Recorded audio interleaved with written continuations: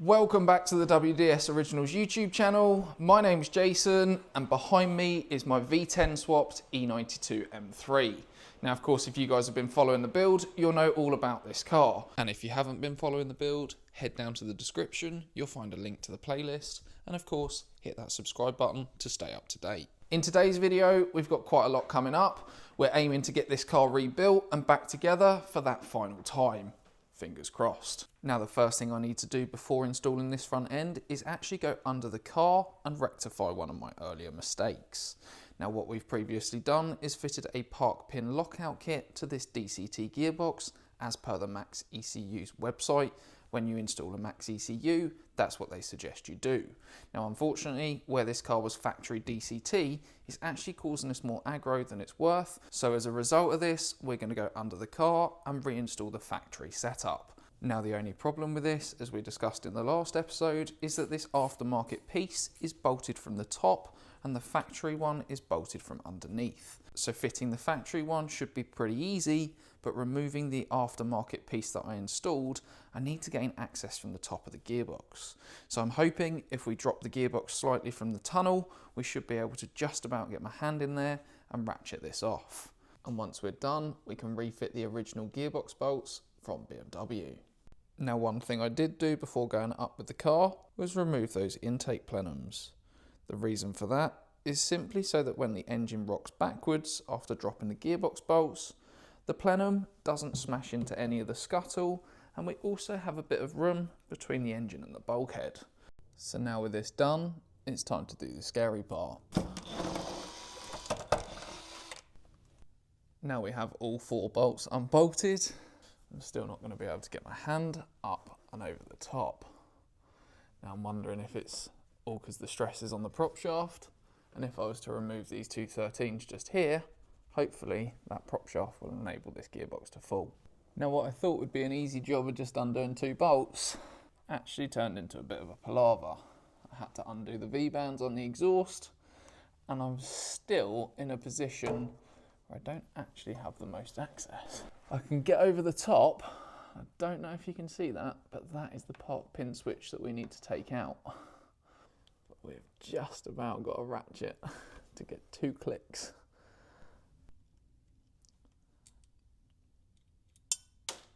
Perfect. That is the circlip, yeah, and then that should, with a bit of force, pop off of there and fall in my lap. And now I need to route this back over how it's meant to, without all this crap falling in my face. The bolt going back in. And then all we need to do is hook this bit onto here. Like that. Job done. And the moment of truth, well and truly confirmed, this car was in park. Now there is one final thing we do need to do under here, which is the DCT gearbox service. Now there's a reason why this is so dirty and why I've never bothered cleaning it, is because we're going to be doing a full service on this DCT box and I'm going to be replacing it with new parts. Now one thing I have done prior to fitting this DCT gearbox in the car is fit the AN fittings, and as you can see you have literally next to no room to do these up tight in the car. So fortunately for me, I did all of this earlier, and of course we have the lines that then run down to the cooler at the front of the car. And as a result of this, we're not actually able to do the DCT service at this point, because if I start putting fluid in it, it's all just going to piss out the other end. So what we need to do is rebuild the front of the car and then come back underneath here and address this DCT gearbox service. So for now, I'm going to put a few of these bits back together, like the exhaust V-bands, get the gearbox bolted back up, and then worry about all the rest of this a little bit later. So with everything temporarily bolted back up prior to us doing that gearbox service, it's time for us to go and focus on the front end.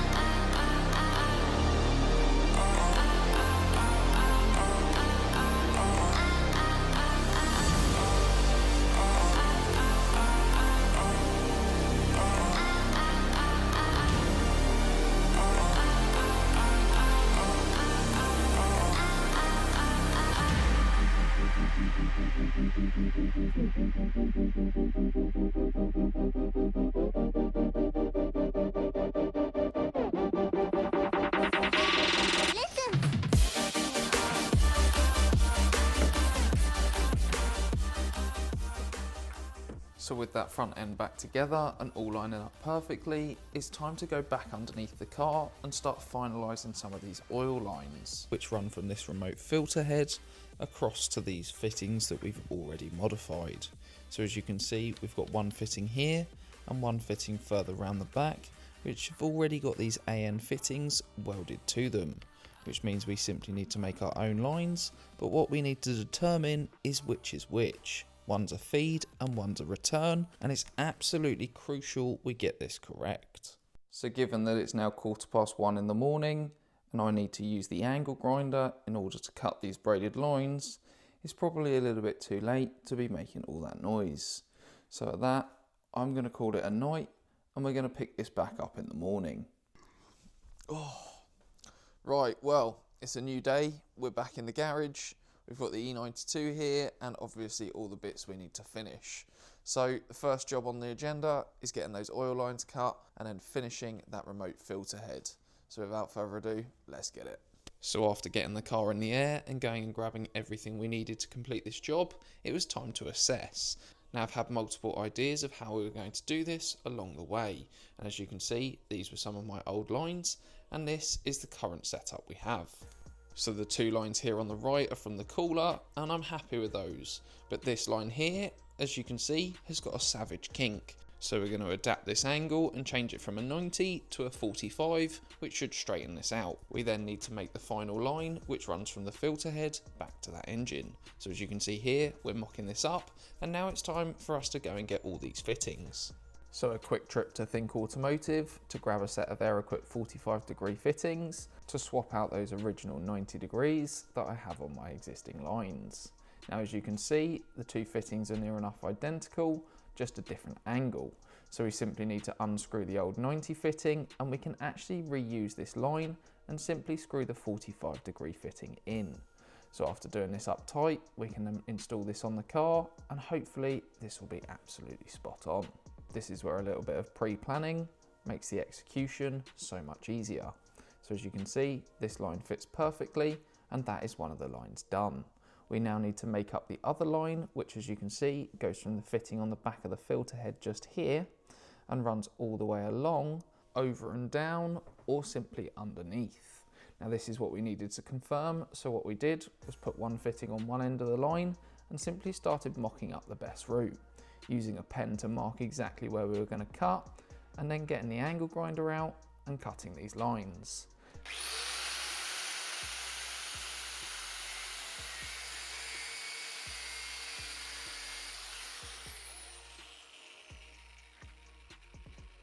Now if you guys want a bit of a how-to video on how to do some braided lines, not just oil lines but potentially also brake lines, then drop a comment down below, as I've got so much footage of this I could quite easily whip a video up if that's something you want. But as you can see, this line is now complete and we've decided to run it under the subframe. Now don't panic, I will be fitting an under tray to this, so all of those lines and all that wiring will be protected from the underneath. So with the underside nearing completion, it's time to go and focus on the top side. Now as you can see, we've currently got the plenum, the scuttle, the bonnet and various bits not fitted to the top of this car. So I'm going to take a few moments to start reinstalling some of those bits, but I do also need to be a bit conscious not to install too much, as we do still need to gain access to various things when it comes to a bit more configuration on the ECU. So for now, we've got the plenum and the carbon air intakes in, and I'm now going to put the bonnet back on, and hopefully we can start focusing on tidying up some of that scuttle at the back of this engine bay. Now one of the things that's causing my OCD to be triggered is this wiring harness joining the existing loom. So obviously we made that lovely wiring harness as you've seen in the previous episodes, but the existing loom is not quite so pretty. So after a quick little tidy up, we can reinstall that box, and as you can see, it's now hidden and out of sight. What's that saying? Out of sight, out of mind? Something along those lines, that'll do. So now we have the car pretty much back together and about as far as I can go for today. So I just want to take a moment to thank you guys at home for making it this far in the video, and also to invite you to join me next episode where we're going to be doing that DCT service and adding the fluids and hopefully having this car finally ready to start. And of course, don't forget to smash that subscribe button to stay up to date. I'll see you on the next one.